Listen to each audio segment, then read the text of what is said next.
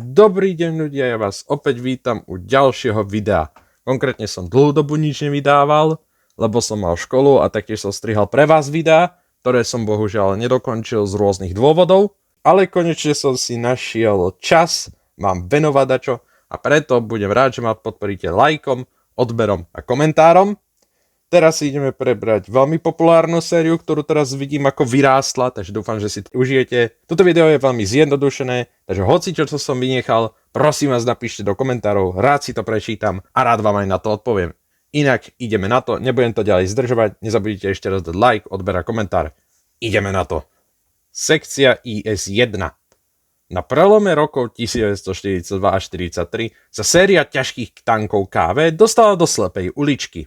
KV má teraz rovnakú cenu ako T-34, ale je pomalejší, je ťažší, je drahší a už nebol dostatočne silný na to, aby odolával dlhohlavňovými 75 mm ako u verzii Panzer IV F2 a G a H, panterovými kanónmi a 88 mm kanónmi od Tigra.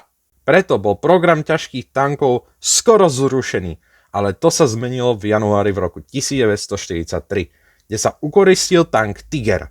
To bolo pre Sovietov veľkým plusom, lebo už konečne vedeli na ňo testovať, čo na ňo platí. Zistili, že 76 mm kanóny, ktoré mali ich tanky T-34 a KV, boli veľmi neúčinné a najviac účinný bol 85 mm protilietadlový kanón 52K M1939. Počas týchto postorovacích skúšok sa to dialo konkrétne v Moskve. V júli 1943 bol vyhotovený prototyp, ktorý mal väčšiu väžu na montáž 85 mm kanónu. Samozrejme, že sa zmenil aj trochu aj podvozok, napríklad so zaobleným pancierovaním. Prototyp tohto tanku niesol meno Objekt 237 a po pár malých zmien bol teraz už odsúhlasený IS-1 na sériovú výrobu v roku 1943, ale ich prvé až tak veľké masívne nasadenie bolo v roku 1944. Samozrejme, že sa zúčastnil aj bitke u Kursku v 1943 tiež, kde jeho kanón sa zistil, že není veľmi účinný proti Hitlerovým obrnencom, ako je napríklad Panther a Tiger. Ukázalo sa, že IS-2, ktorá bola vyrábaná v tom istom čase, bol veľmi správny krok. Preto IS-1 sa stávala nepoužiteľnou a zvyšných 107 kusov, ktorých bolo vyrobených, slúžili až do konca vojny. Podľa mňa veľmi unikátny stroj. Sekcia IS-2. V roku 1943 boli výsledky z Kurska a ukázalo sa, že tank IS-1 nebude vhodný na ničenie tankov Panther a Tiger. Preto v septembri toho istého roku zadal štátny výbor na obranu vylepšenie kanónu IS-1. Uvažovalo sa najskôr nad 100 alebo 120 mm kanónom. Nakoniec sa rozhodlo ich nejak porovnať. 100 mm kanón bol montovaný na podvozok IS-1 a preto vznikla prototypná verzia IS-100. Inak označovaná ako Objekt 245 a 248.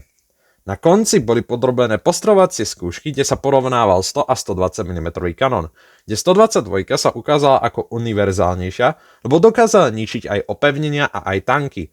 A to vyhovovalo sovietskej armáde, preto bola 122 zvolená. Samozrejme, že väža musela byť trochu rozšírená, aby sa tento gigantický kanón do toho nejak vošiel. Preto ústová brzda kanónu bola väčšia a bola riešenia netradične. Mala totižto tvar písmena T.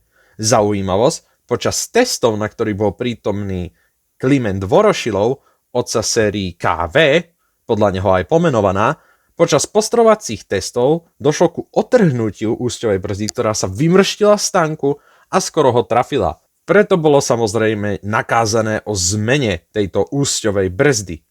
V roku 1943 boli použité a sériovo nasadené IS-2, ktoré sa líšili od IS-1 len kanónom. To ale potom v roku 1944 zmenilo, lebo došlo ku modernizácii a aj po vojne. Jeden fakt, Rusi mali v skladoch modernizované IS-2 až do roku 1995. IS-2 boli používané nami a ostatnými krajinami. Sekcia IS-152. Ide o samohybnú artilériu, kde ide o montáž 152 mm kanónu na podvozok IS. Jeho predchodca SU-152 bol na podvozku KV. Jeho úloha bolo ničiť nemecké opevnenia a nemecké ťažké stroje a zároveň podporovať pechotu. Vyrobilo sa ich ale veľmi málo, počas rokov 43 a 44. Sekcia ISU-122. Veľmi zjednodušene, Išlo o samohybné dielo s IS-2 122 mm kanónom na ničenie nemeckých obrnencov. Sekcia IS-3. Išlo o vylepšenie tanku IS-2, kde bolo úplne prerobený pancier na zvýšenie efektivity. Pôvodne išlo o tajný projekt, ktorý mal svojim obrnením odolávať všetkým nepriateľským tankom. Dokonca aj jeho vlastné dielo nebolo schopné zničiť samého seba spredu. Prvé kusy sa ale ukázali v máji 1945 a zúčastnili sa pochodu v Berlíne, kde šokovali spojenecké sily. Nakoniec IS-3 sa vyrábala potom po vojne, kde sa zúčastnila mnoho vojen a slúžila mnohým národom. Ešte jeden menší fun fact, veľa ľudí si myslí, že IS-3 sa nikdy nezapojila do bojov.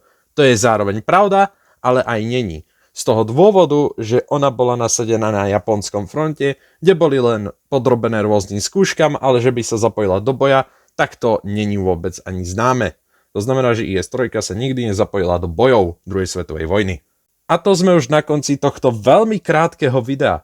Budem dúfať, že si fakt užívate tieto kratšie videá, lebo je to aj lepšie pre vás, lebo si ich toho aj viacej zapamätáte, je to kratšie a vám to až tak veľmi dlho nezatrvá. Pokiaľ vám ale nevadí môj zakoktaný hlas u tých prvých, mojich starších videí, tak si pozrite tie staršie videá, pokiaľ chcete toho o mnohom viac. Ja sa tu s vami zatiaľ lúčim, vidíme sa u ďalšieho čoskorého videa, kde si kompletne zhrnieme ďalšie tanky a zatiaľ sa majte a čaute.